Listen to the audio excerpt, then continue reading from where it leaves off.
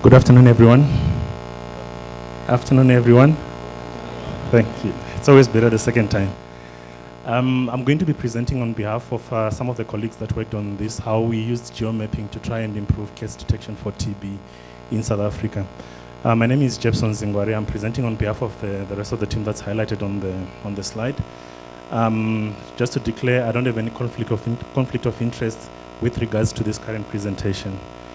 So I'm coming from a project called USAID TB South Africa project, which is a 5-year project funded by the United States government to provide technical assistance to the Department of Health in South Africa, mainly focusing on how do we reduce TB infections, how do we increase the sustainability of the system, trying to build the system so that they become more sustainable, and also improving the care and the treatment for the vulnerable populations. So I think this slide has been shown a couple of times during this presentation, showing again the high burden of TB globally. But again, the focus for this presentation will be around the missing 4.3 million cases. South Africa is one of the 14 countries which has got a high burden of both TB, MDR TB, and HIV. Coming down to South Africa specifically, WHO estimates we should be diagnosing just over 450,000 TB cases. In South Africa, we've been diagnosing just under 300,000 TB cases, which means our estimated missing gap is about 154,000 cases. So the question has always been, where do we find these 154,000 TB cases in the country? So one of the strategies which the Department of Health had implemented was the massive screening campaign, where you go into all communities, you screen as many people as possible, hoping that you'll be able to find those 154,000 missing cases. But what the lessons we learned from there was that your yield when you go for community screening, which is not targeted, is very low. But not only that, it's quite expensive for you to go out and screen the whole community, and then you come up with a low yield. And as a result of this, the encouragement now is we should be doing targeted screening in areas where you know that they're going to be having a high yield, therefore be able to actually contribute to the missing TB cases. So as a project, to address this challenge, we are using an mHealth application called Connect TB. Basically, Connect TB, we are using it for adherence support for patients, but one of the things that we're able to get from there, we are also able to geomap some of the patients. So the community health worker goes into the community, they're able to provide adherence support to the patients, and also as they do the same thing, they're also able to geomap where the patients are currently staying, which allows us to be able to identify where the hotspots are. So in terms of the implementation of these activities, in partnership with the Department of Health, our project was able to map the distribution of TB and was able to identify a few hotspots in some of the supported areas. What we do is we go in, you train community health workers on how to use the app. So the app is available on a tablet, and the training normally lasts about 3 to 4 hours. Then your community health workers are able to actually go into the community. What then happens is, from the supported facilities, we get the name of the patients and the addresses, you upload it onto the app. So the community health workers actually go into the community and try to map whether the address provided in the facility is where the patient is actually residing. And as a result, you're able to create the geospatial maps. So for this specific presentation, we targeted Brother Valley Sub-District, which is in one of our supported districts in Cape Winelands, in Western Cape Province. We chose the area because they've got a very high burden of TB among children. So WHO estimates between 10 to 15% of the TB cases will be among children. But specifically for this sub-district, the TB incidence for children, almost 25% of their TB cases are actually among children. So we wanted to know where are the hotspots, so that as we then come in with interventions, we'll then be able to target in those areas. So we got the list of the patients from July to September. And then we were able to pick up 233 patients that had been diagnosed within that sub-district. And of those, we were actually able to link 232 of the patients. One of the patients had relocated to another area. So the results that I'll present in terms of mapping are actually based on the 232 patients that we were able to follow. So if you look at the map, so Brother Valley Sub-District is this whole area. Sorry. So it's this whole area. But from geomapping, it was clear that your area A and your area C had the highest burden of TB. And also your area B had also 48. So area A had 101 cases, area C had 80 cases, and area B had 48 cases. Whereas the other area, only 2 cases were there. So as much as the whole sub-district does have a high burden of TB, in terms of focusing, you can actually see where the biggest burden of TB is. Again, with geomapping, we're able to even zoom further into area A. If you look at area A, right down there, that's the area where you're finding most of the TB cases. Whereas in area A2, it's not the whole area, but it's just only a small area up there with where you actually find so many TB cases. So what we're able to pick up from there, the area where there's too many TB cases is actually informal settlements. And in terms of our support as a project, these are the areas that we then focus when you go to do community campaigns, when you do your contact management, and when you do awareness activities to try and target for TB. So what we can conclude from this is that geomapping is feasible to identify the hotspots for TB, and it can guide us as public health providers when we want to implement targeted TB interventions. Through the areas that we identified as hotspots, we have already started community awareness campaigns, contact management, also reverse contact management, especially the fact that we are picking too many TB cases among children. We know that when a child has got TB, there's a source within the community. So we're also trying to do reverse contact tracing.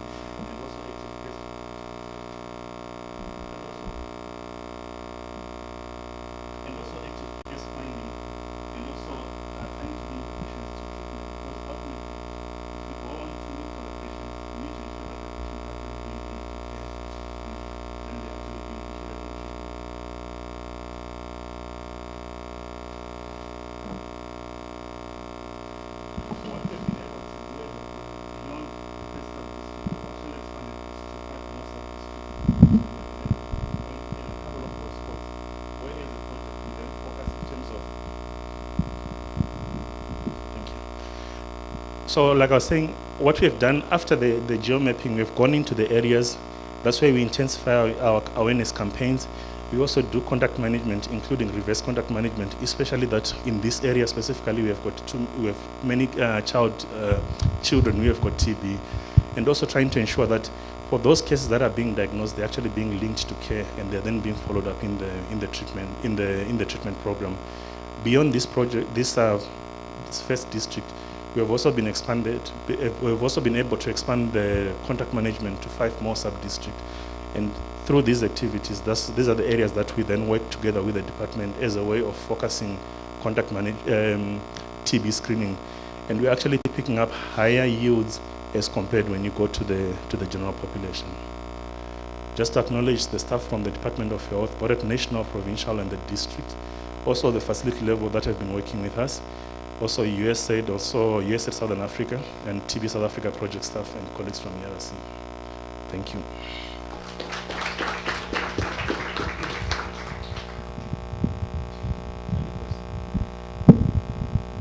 Great, thanks so much for that. I think we have time for a few questions.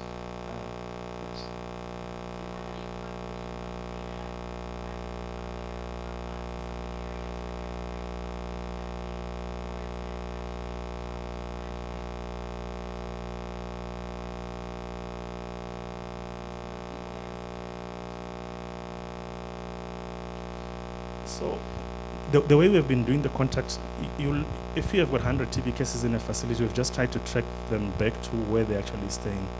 So we haven't really been comparing it with the population density in that area. But what we're picking up is mostly in the informal settlements. That's where you tend to have most of these hotspots. So instead of doing a generalized campaign, if you want to do a campaign which is focused, then those are the areas that you need to be targeting, as opposed to going to the rest of the part of the district.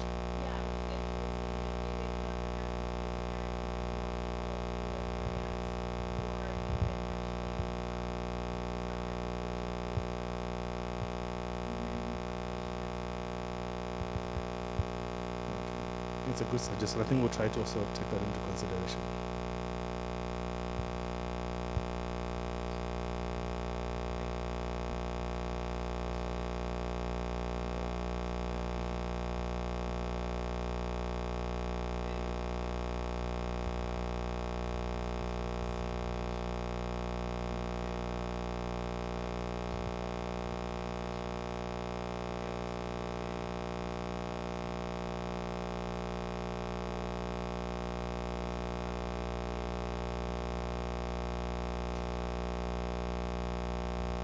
Okay, so these are the residential areas of the patients. So they didn't reside there because they were now sick. So most of them, if you look at the area where we're doing the mapping, there are a lot of farms that are there, and people actually stay in those houses while they're looking for work within the farms. So it was a case where the patients actually stay in those areas and they got sick while they're staying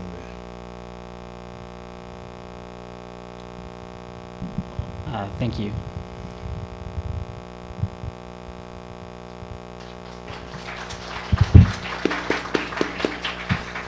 So I'd now like to introduce Jubilani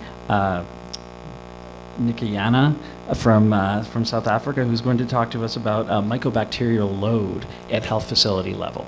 And he's from the University of Witwatersrand.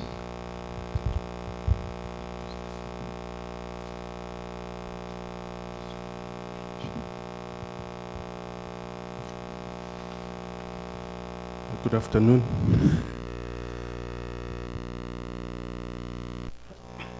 I'm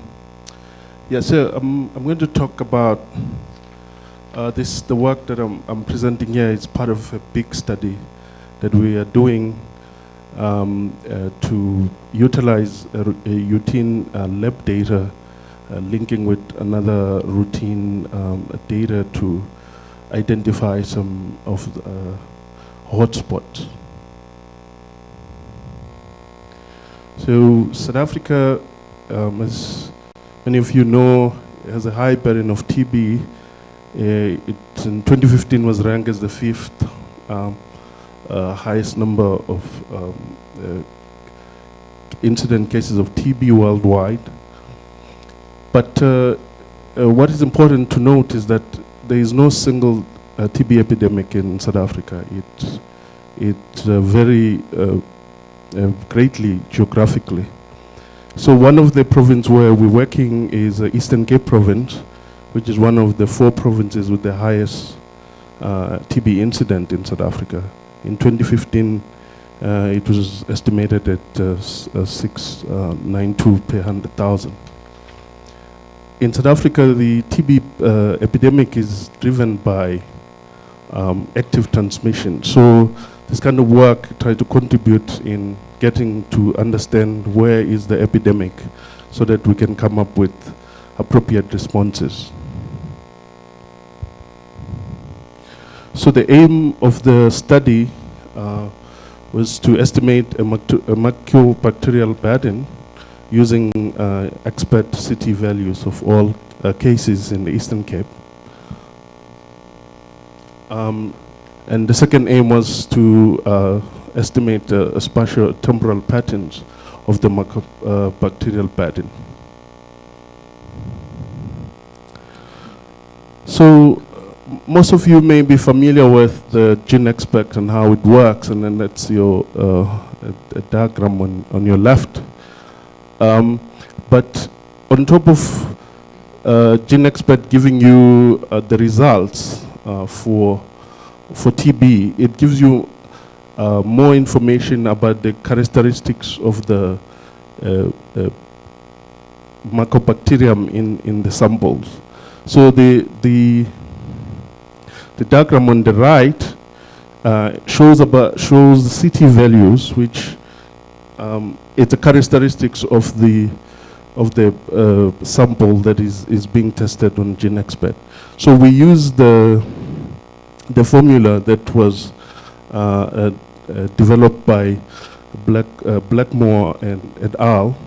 To estimate to quantify the bacterial load in each of the samples tested. So we then link that data with geocoded data from the South African District Health Information System, which has information about facilities. And then we use Stata to map the distribution of cases and mycobacterial load at the district level. And then we use SET-scan to identify the spatial patterns. So the results, this slide shows you the spatial distribution of TB cases in the whole province by district. And as you can see, the darker the color is, the higher the proportion of cases detected. So as you can see, this data shows data from 2013 to 2015. The highest number of cases in the province are concentrated in what we call metros, which are the big cities in the Eastern Cape. That small dot is one of the big cities, and this is also one of the big cities. So what we did next was to then map this mycobacterial barren, which is sort of a proxy of how much of the bacteria is in the sample that is being tested for TB. Again, there is as a pattern. You can see that the darker the color again is higher the bacterial burden. And it's also concentrated in the same regions where there were a lot of cases that have been detected.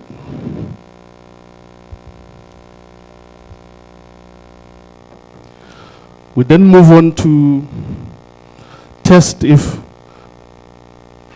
there are hotspots and cold spots of this mycobacterial burden distribution in the province across this 3-year period.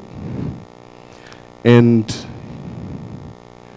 in 2013, we identify a large cold spot, which is in blue color, that we detected in 2013, which is this region here. And you may have noticed in the previous slides that this was the area where there was a low bacterial burden. And then in 2014 and 2015, we identified these 2 hotspots that are situated in the 2 big cities in the province. So to conclude, we have shown that GeneXpert can provide additional information other than giving the results that we can be used to estimate mycobacterial burden. The geospatial method can, in combination with the routine data, can be used to identify hotspots. There is some limitation with this, our study, which is a general problem of getting a good catchment population estimates. And it's part of the question that one of the person in the audience asked. So that's a general limitation that we're having of not getting good estimates. So some of that affects what we are trying to do.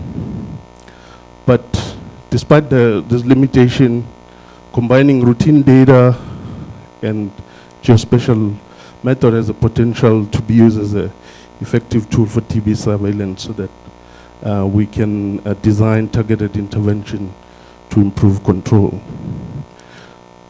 So the next step from this work is we are currently collecting additional information on this hotspot to understand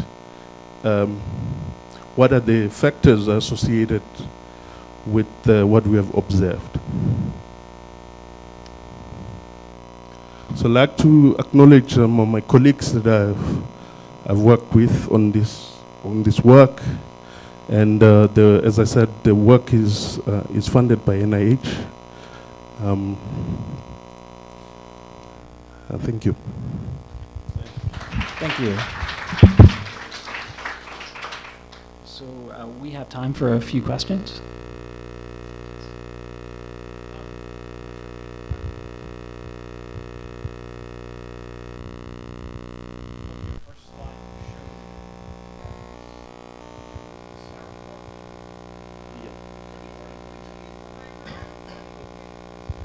Sorry, so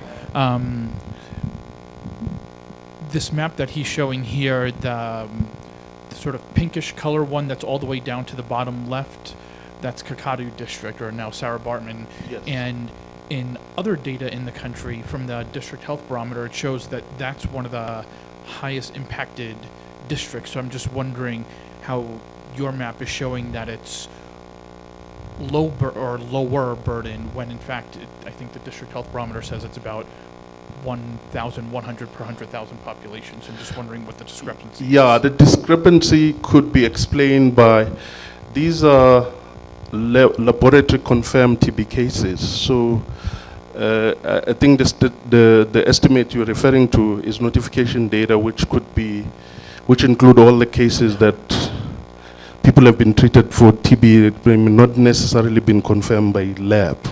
So that could be what explains that. But as you can see, on the mycobacterial pattern, that district is one of the district with high mycobacterial pattern. So that could explain what you just said, that in other estimate where you show, you include all cases of TB, that district has also a high burden of TB. Two very quick questions. The first one, your results depend heavily on the utilization of expert and the self-referral to the facility. So I was wondering how much, roughly, it is the utilization of expert for culture confirmation of these cases. And the second one, are these hotspots adjusted for population in those areas, or are just rough numbers of TB cases, which are expected to be in areas where urban areas with more population, of course? Yeah. Yeah, so I'll answer the second question first. Yes, I adjusted for population size for the hotspot. To answer your first question,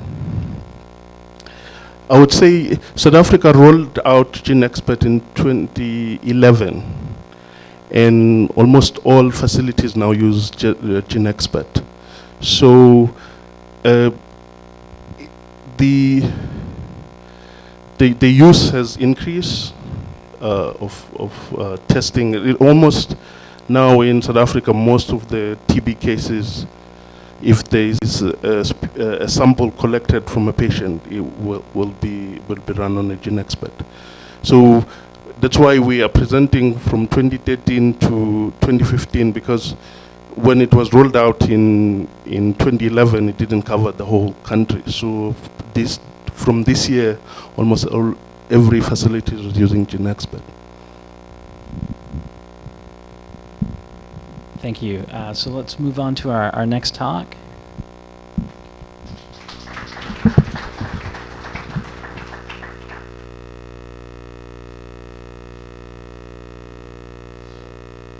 Oh, number 3 is not, okay. That person is not attending. Okay.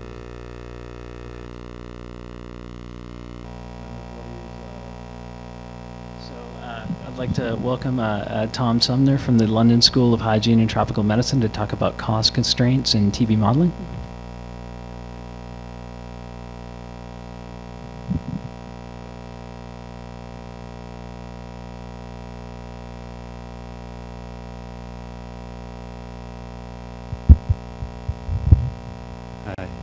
Okay, thank you. So bit of a change of tack now from looking at spatial mapping to looking at transmission models. So I'm going to talk about our work looking at how we can incorporate, or why we should try and incorporate resource constraints into models, mathematical models of TB. So as we've heard a few times now, South Africa is one of the highest burden countries in the world. There were approximately 300,000 TB cases notified in 2015.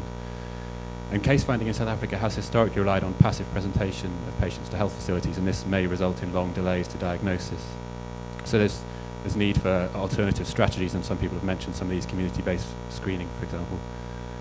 There's also quite considerable evidence of missed opportunities for diagnosis of people who are already attending public health facilities. So these studies conducted in South Africa found that there were a number of people who came to health facilities with symptoms of TB but weren't screened for or asked about those symptoms. And previous modelling has suggested that clinic-based screening could be a cost-effective strategy for reducing TB burden, but it's also likely to require large increases in the TB budget. In addition to increases in budget, scale-up of interventions like ICF will likely require significant non-financial resources, for example, human resources in terms of the nurse time required to do these things. And in countries like South Africa, there are constraints on the amount of nurse time and other things we can do. And these may affect the real-world implementation of strategies compared to what we model. So it's important to think about that when we're doing our modelling, rather than just to assume a priori some coverage that can be achieved. So there has been some work trying to look at these interactions between the health system and the dynamic transmission model. So a paper by Lin et al. Tried to combine a discrete event simulation of the public health system to look at the capacity issues. And this issue has also been raised in other diseases. So a recent editorial really suggested it was an important thing to look at in models of HIV. So when we're looking at models of scaling up HIV treatment, we should really think about the resource constraints when we're doing this and not just ignore them.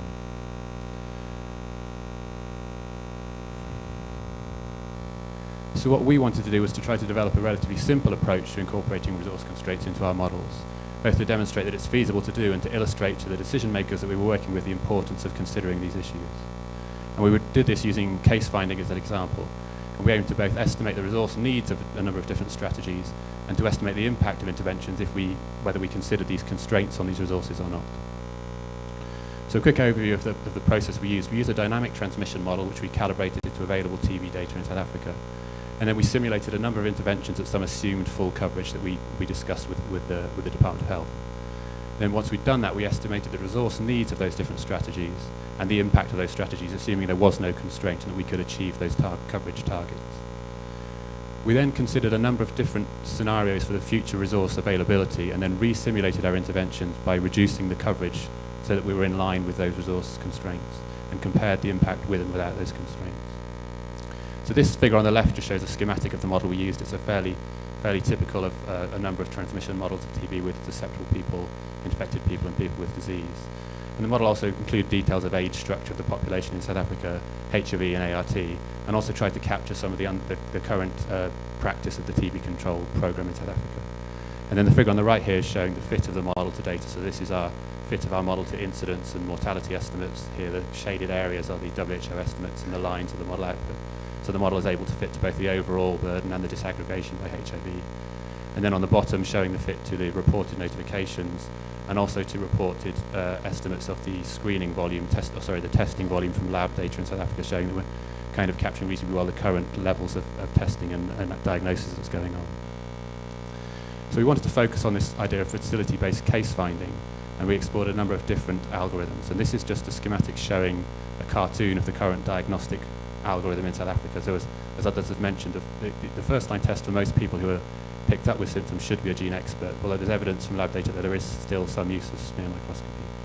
And then those who are gene expert positive after having been screened for symptoms will be treated, and if you're gene expert negative, you should receive some sort of follow-up, either culture or further clinical investigation, and that's partly driven by HIV status. So we've got some data showing that this isn't yet completely being used by gene expert, and also data showing that this follow-up is somewhat incomplete. So the Extend study, which evaluated the rollout of expert, found that only around 15% of individuals were receiving appropriate follow-up. So we considered a number of scenarios. The first was a baseline, a continuation of current practice, and that did include some screening of clinic-based attendees. And then we also looked at increased use of expert and adherence to those guidelines. And then we compared two different types of screening, either just a cough-based screening, so only individuals with prolonged cough were referred for further investigation, or one in which we used the full WHO symptom screening tool. So cough screening has a lower sensitivity but a higher specificity, so we're going to miss some cases but potentially pick up fewer people who shouldn't need to be screened. Well, the WHO tool is more sensitive, so we should capture more of our true cases, but also potentially result in more downstream unnecessary testing of people who don't actually have TB because of the lower specificity of this algorithm. And we also considered the combination of each of these screenings with this adherence to guidelines. So we tried to estimate the resources in the model, and we're just going to focus here on the human resources because of the time, but we also looked at budget constraints and numbers of expert cartridges used. So we did that by deriving estimates for the staff minutes for different activities, and they were estimated from ongoing trials. And then we attached those unit times to the outputs of the transmission model. So the model would tell us the number of people screened, and we could attach a unit time for doing that activity to give us the total resources used. And then we wanted to compare these to some different scenarios of what might happen in the future. So we looked at 3 different scenarios of resource use. In our low or most constrained scenario, we assumed that the nurse minutes available to be spent on TB would only increase in line with population growth. In our medium scenario, we assume some reallocation of nurse time in the health system to TB to reflect the overall contribution of TB to the disease burden in South Africa. And then in our high scenario, we also assume some increase in the workforce based on historical workforce growth. So that's our least constrained scenario. So this slide just shows the results if we ignore the constraints, if we just assume we can reach the ultimate coverage we decided. And what you can see here is that, as you might expect, the scenarios that use the more sensitive WHO screening tool have the biggest impact. And using cough screening is actually a similar impact to just improving our adherence to the current post-screening guidelines. What you can also see here in this figure is that the resource use for those WHO-based ones is far, far higher. So that's shown here by these red and green lines. They're the number of nurse minutes needed if we scale up screening using the WHO tool, compared to each of our different, our most restrictive, our medium, and our high scenarios. And that's because the WHO screening tool takes longer to complete. The nurse has to spend longer completing that discussion, and because we generate more people who need to be tested because of the lower specificity of the algorithm. So then if we add those into our model and rerun the model, scaling back the coverage so we remain under those constraints, we're going to see what happens to the impact. So actually, this is just showing the impact of the budget constraints, which I haven't shown, but that shows that actually it has very little impact. But once we introduce the high HR constraints, so our least restrictive, we have to scale back the coverage of the WHO screening by a huge amount to be able to stay under that nurse constraint, and that significantly reduces the impact. And if we were in our medium HR constraint, we'd be even more constrained, and all our screening algorithms would be significantly reduced. So actually, adherence to the WHO guidelines then becomes almost comparable to the screening we could do in these scenarios. So these results highlight the importance of considering resource needs. If we don't do it, we're likely to make incorrect predictions even in the qualitative ranking of interventions. So clearly we've used a very simple approach to doing this here, and there are lots of alternatives we could have considered. For example, we could have considered reallocation of resources from one task to another within the system, or dynamic policy, so we could start with lower amounts of screening, and as we were able to recruit nurses, we could increase the screening over time. We've also limited our scope here just to TB, but clearly these operate as part of a wider health service. If we take nurses away from doing something for TB, that potentially reduces the amount of nurses to do other things. And we've also focused predominantly on nurse time available, whereas there are other types of staff, lay workers, for example, who could be used to deliver some of these services. We've also ignored a lot of the heterogeneity that the previous speakers have talked about, and perhaps this, and again, highlights the need that if we've got limited resources, we really need to focus these on the high burden areas to maximise our impact. So I'd just like to acknowledge my colleagues at the London School, particularly Fiammetta Bazzani, who did a lot of the analysis of the resource data, and those at the Orham Institute, the Department of Health for discussion and input, and the Gates Foundation for funding. Thank you. Thank you, Tom. Is there any question?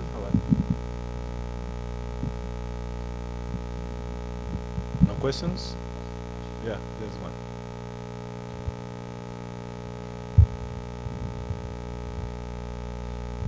So if I understood correctly, it seems like the availability of nurses is one of the key costs and limitations to scaling up to do widespread screening. Is that correct? Yeah, so in these examples we've considered, yes, it wasn't... More so than the cost of the equipment and the cartridges and all those things. And that's partly because, although it does cost money to train nurses, there's also potentially a time lag. To train new staff or to recruit them is going to take time. What we have done since this, and I haven't presented here, is looked at the costs that would be incurred on training and recruiting staff, and how that would affect the cost effectiveness estimates if you include those additional costs into your estimate of cost effectiveness of these different strategies. Yeah.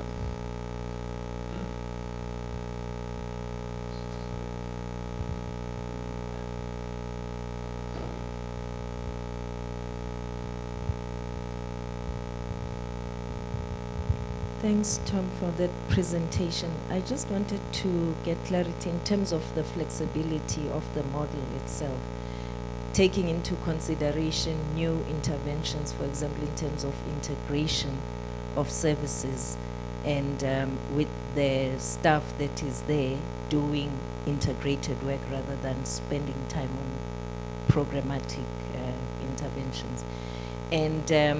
And again, where stable patients, for example, TB patients, don't need to present on a regular basis to the facilities if they are stable, what impact that would have on the model itself? Is it flexible for costing purposes? Yeah, so I mean, I think in terms of the model, it's making predictions of the numbers screened, and we could adjust the unit times and things we attach to those based on different ways of delivering those activities, or whether they're integrated in some other service. So most of the cost, the estimates of how long it takes to do these things came from various studies, such as the MERGE study that are going on in South Africa. But we could adjust those and attach them to the same outputs of the model if we think there are different ways of delivering services that would minimise the time spent.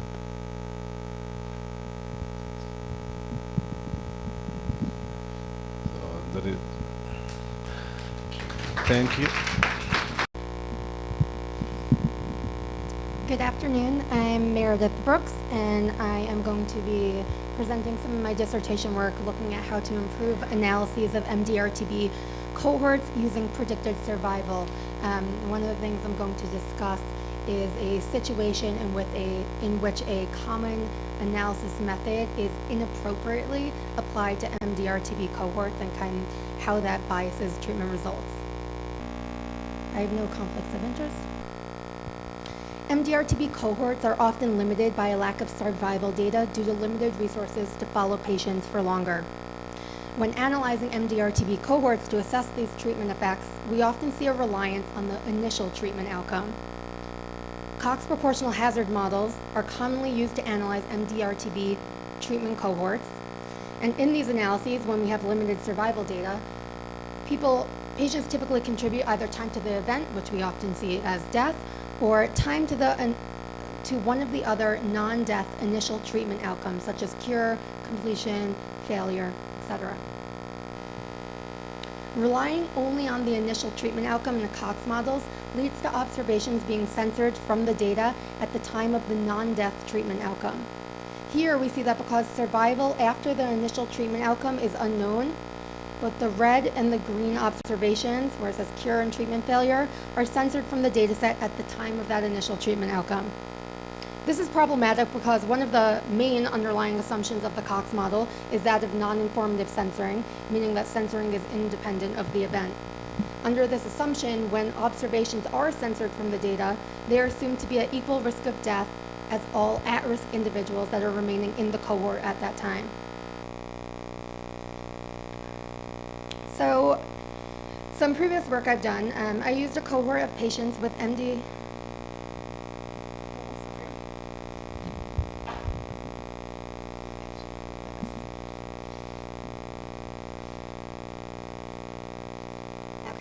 In an ongoing literature review, I identified individuals who had experienced successful initial treatment outcomes, and they were at significantly lower risk of death by the end of a defined cohort period as compared to those who experienced initial unsuccessful non-death treatment outcomes. In fact, we saw 96% versus 40%, which is quite a stark difference. Thus, when we censored all observations due to having a non-death treatment outcome, we're not upholding the non-informative censoring assumption, as people experiencing successful versus unsuccessful non-death treatment outcomes actually are not at equal risk of death thereafter. So in previous work, I tested this by checking if only partial survival time, which I'll define as just time to the initial treatment outcome, was violated model assumptions and subsequently biased treatment effect estimates. So within a cohort of 667 MDR-TB patients from Lima, Peru, I used Cox proportional hazards models to assess the association between being on an aggressive treatment regimen and time to death, which in previous analyses was protective. I ran two models. The first utilized the partial survival time with observations censored at the time of any non-death outcome because longer survival was unknown. The second accounted for a differential risk of death. Basically, informed by the literature, I made a different set of assumptions that I thought might be more accurate.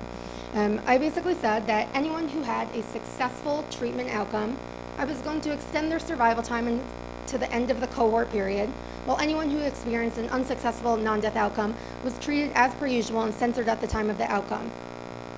My results were pretty interesting. I observed that using only the time to the initial outcome violated the non-informative censoring assumption, biased produced effect estimates up to 17%, and subsequently also violated the proportional hazards assumption of the model. I then ran this in numerous variations, and results were consistent across all of them. then I thought, what if I could further refine this differential risk assumption? Could I use the initial treatment outcome to gain knowledge about the risk of death at the end of the study period, in instances where survival past the first initial treatment outcome was unknown? This would account for differential risk of death between those experiencing a successful and unsuccessful non-death outcome, potentially not violating that model assumption, and reducing bias in produced treatment effect estimates. So I used a cohort of patients with MDR-TB who initiated treatment in Tomsk, Russia between 2000 and 2004. Something unique about this data is that there is up to 6 years of follow-up data after treatment initiation for all participants. This allowed me to assess the full story of MDR-T patient survival because the actual survival status after the initial outcome was known. Inclusion criteria was simple. MDR patients needed to have data available regarding treatment initiation, an initial treatment outcome, and survival status at the end of the study period. The main exposure of interest was receipt of an aggressive treatment regimen, which again had previously found to be protective against death in this cohort, and the main outcome of interest was death. So my methods consisted of 2 major steps. First, I used logistic regression to predict the probability of survival at the end of the study period for each individual who experienced one of the non-death treatment outcomes. For model derivation and internal validation, we used 10-fold cross-validation.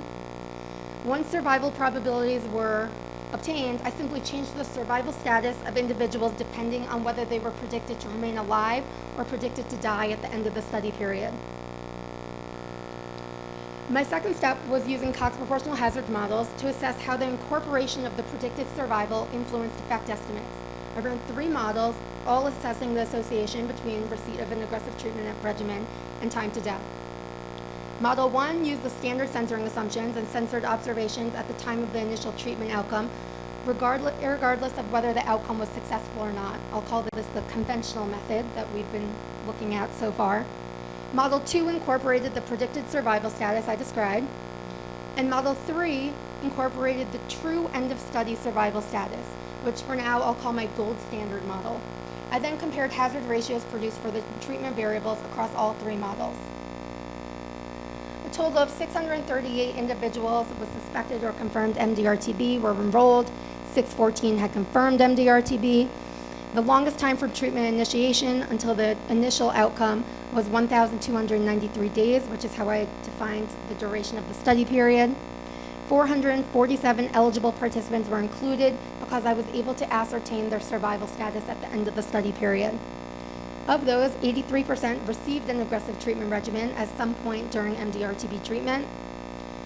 Their initial treatment outcomes, 7% died, 67% experienced a successful initial treatment outcome, and the remaining 26% experienced an unsuccessful non-death initial treatment outcome.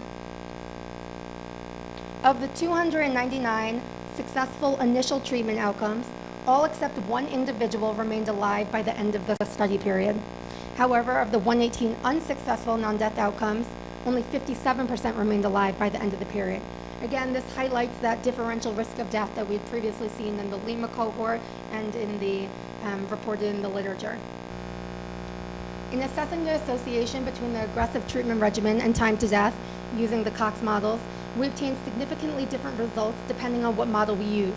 When just using the conventional model, Model 1, we obtained a hazard ratio of 0.32. This is 22% different than the hazard ratio we obtained when utilizing the gold standard model with the true outcomes. Model 2, which incorporates that predicted end of study outcome, is 17% different than the gold standard model. I did several different sensitivity analyses, and every time, Model 2 produced an intermediary treatment effect estimate between the produced estimates from the conventional method and the gold standard model, with around 5% reduction in bias each time. We also note the direction of the bias, showing that Models 1 and 2 are biasing the effect estimates towards the null, potentially underestimating the treatment effect, though Model 2 underestimates the effects by less each time. So in conclusion, I've noticed that there are numerous published studies utilizing Cox proportional hazards models for the analysis of MDR-TB cohorts that have been violating the non-informative censoring assumption of the model due to lack of the survival data and using only the time to the initial treatment outcome. As observed in the two different cohorts, this violation can bias treatment effects significantly, and in the cases of the Lima and Russia cohorts, underestimates the effects of the aggressive treatment regimen. Incorporating the predicted end-of-study survival probability may remove concern about violating this assumption, ultimately leading to less biased treatment effects and possibly stronger associations. We haven't been able to validate the predictive model in an independent cohort yet, but that's something we're working on doing.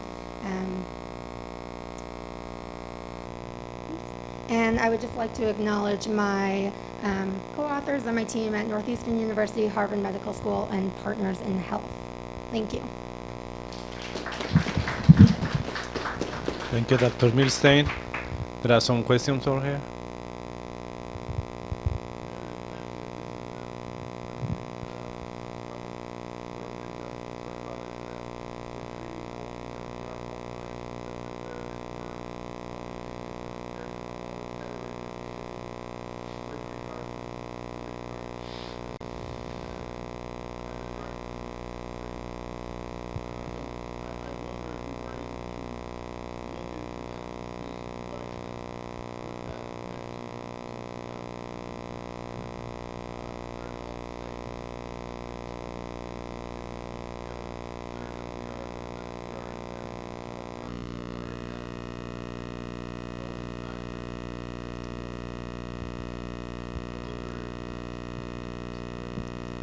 Absolutely, I agree. This is definitely a simplistic approach and just kind of a first step in an idea about how we can approach this. We kind of have a long list of analyses to do thereafter. That's definitely a great idea that can definitely be added to our list, though. I can see how that would complicate things and how it should be probably disaggregated to that extent as well.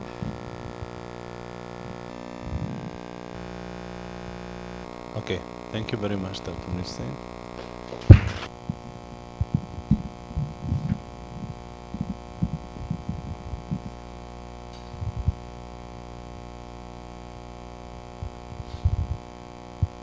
Good afternoon.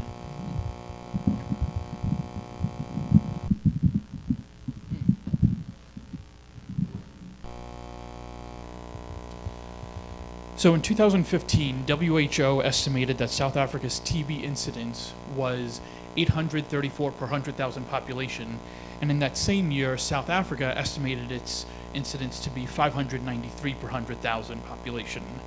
Even though there's these rather significant discrepancies, South Africa, as you've heard from plenty of the other speakers, has a significant burden of TB. The South African epidemic is heavily driven by the HIV co-epidemic, where we find that approximately 60 to 70% of TB patients are also co-infected with HIV. To date, TB is the leading cause of death in South Africa. So a key driver of TB transmission is the significant number of missed cases of TB by the health system. Specifically, of the estimated 10.4 million global incident cases of TB in 2015, approximately 4 million, or nearly 40%, were not diagnosed, not treated, or not reported by the health system. To minimize the number of missed cases in settings where TB prevalence is greater than 100 per 100,000, WHO recommends systematic screening of people seeking or already in healthcare and vulnerable individuals.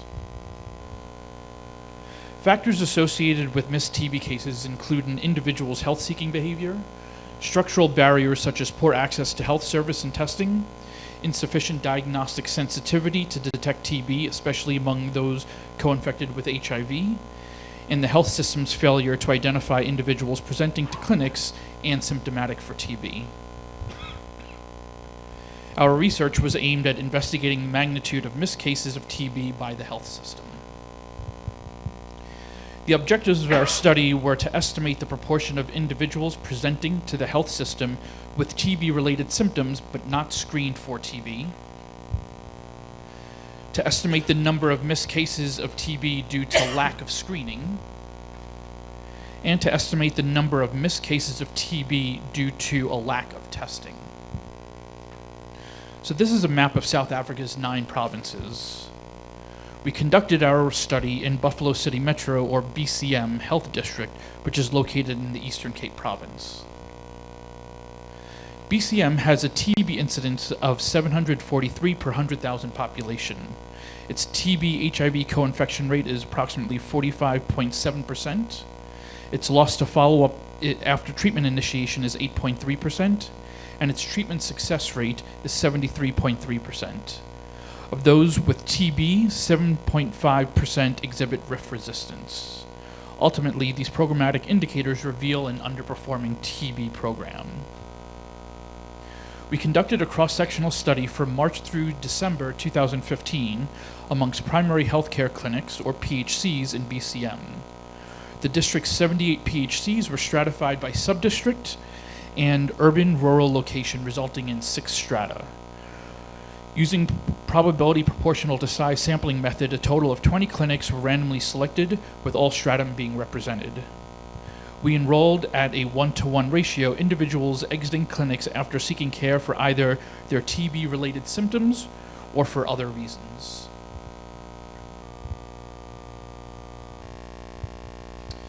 Inclusion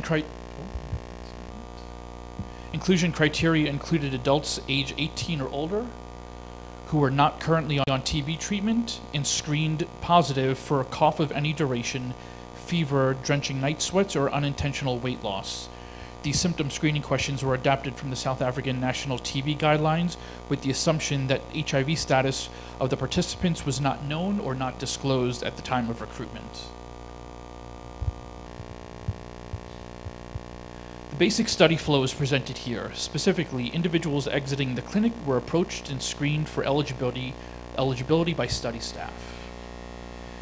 Eligible individuals were consented and enrolled into one of 2 groups based on the main reason for their attending of clinic, specifically those attending clinic for TB-related symptoms and those attending for other reasons, such as seeking services for other health conditions, picking up medication, or accompanying someone else to the clinic.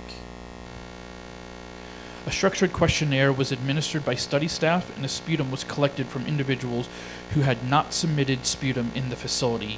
Sputum was then tested using GeneXpert MTB RIF assays. For our study, we defined a missed TB screening opportunity as an event where an individual with TB-related symptoms presents to a health facility but is not screened for TB by the clinic staff. We enrolled a total of 1,255 individuals with TB-related symptoms. Of these, 607 sought care specifically for their TB-related symptoms, and 648 attended clinic for other reasons. While there was no significant difference in sex or age of participants in our 2 groups, there was a significant difference in their history of smoking and current alcohol use. So even though all of our study participants had TB-related symptoms,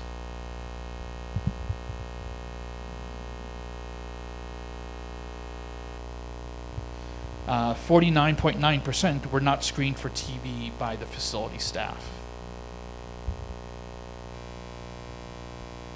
Shown here is a 2x2 table of screening status by reason for visits. Clinic staff screened 79% of individuals attending clinic for their TB-related symptoms, but only 22% of those attending clinic for other reasons. Upon calculating an odds ratio, we found that the odds of being screened for TB among individuals who attended clinic specifically for TB-related symptoms was 14.5 times more than among individuals who attended clinic for other reasons. Among participants that were not screened for TB by clinic staff, we identified 15 individuals with active TB disease, 2 from those that sought care for their TB-related symptoms, and 13 from among those that attended clinic for other reasons. Highly concerning was the identification of 2 individuals with rifampicin-resistant infections. Among participants that were screened but not tested for TB by clinic staff, we identified 24 individuals with active TB disease, 20 from among those that sought care for their TB-related symptoms, and 4 from among those that attended clinic for other reasons. Again, we identified another individual with a rifampicin-resistant infection. Of the 134 participants that reported submitting sputum to the clinic staff, 50%, or 67 individuals, had traceable lab results, of which 6 individuals tested positive for TB disease. In total, 45 cases of TB were identified among study participants, 39 by study staff and 6 by clinic staff. If we assume that all 67 individuals with untraceable test results were negative, we calculate that 39 of 45 cases of TB, or 86.7%, were missed by the health system in BCM.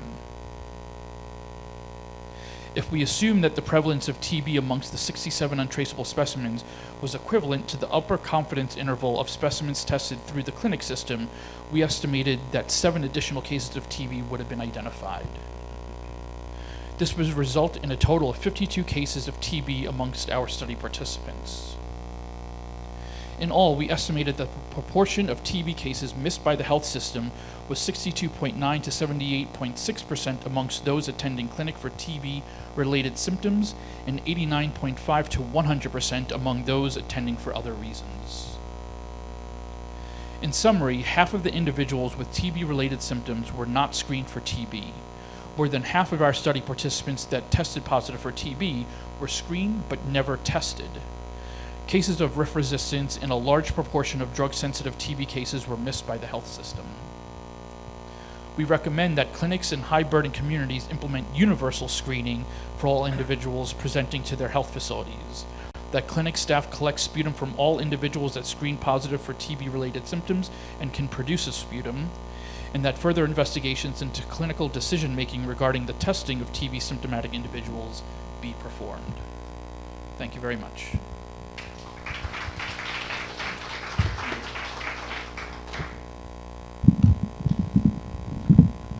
Questions? Yes.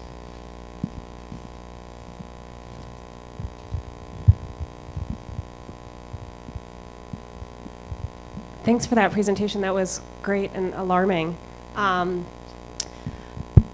Do you have any sense of the reasons for which the people who screened positive but didn't have sputum collected were missed at that level? And then a sort of secondary question would be, do you have a sense of what the rates of incident TB are among healthcare workers in these settings if there's so much undiagnosed active TB coming through their doors? Yeah, so for that second question, I don't necessarily know off the top of my head what the incident of TB is amongst healthcare workers. Obviously in South Africa, it's unfortunately high. For your first question... Why people who screened positive by the healthcare system weren't having sputum collected? Yeah, so... Unfortunately, we didn't get a chance to do the proper qualitative work to go interview nurses or other clinic staff to understand what their clinical decision-making was around choosing not to test someone who was positive, who screened positive for TB. So I think that's a follow-up study we're going to have to do. Very nicely done, though. And just in case folks didn't necessarily understand the way we set up the study, so this was done in a way where it's generalizable to the whole district, so it's unfortunately concerning.